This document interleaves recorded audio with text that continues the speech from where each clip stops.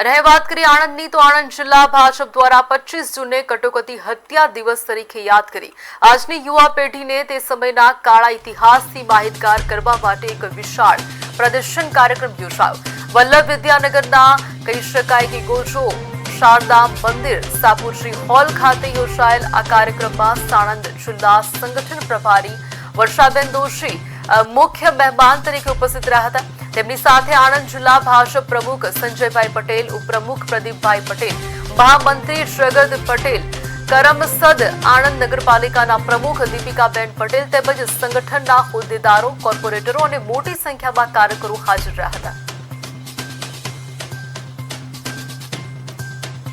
આદરણીય આપણા સરદાર વલ્લભભાઈ પટેલ સાહેબની ભૂમિ ઉપર આપણે જે ઊભા છીએ એ સરદાર સાહેબે કર્યું હતું। એમાં બાકી રહેલો એક પ્રશ્ન કાશ્મીર 370 કલમ હટાવવાનો, એ પણ આપણા પ્રધાનમંત્રી શ્રી નરેન્દ્રભાઈ મોદી સાહેબ અને અમિતભાઈ શાહ સાહેબ દ્વારા 370 કલમ હટાવીને ફરી એક વખત અખંડ ભારતનું જે સ્વપ્ન હતું સરદાર સાહેબનું એ પૂરું કર્યું છે।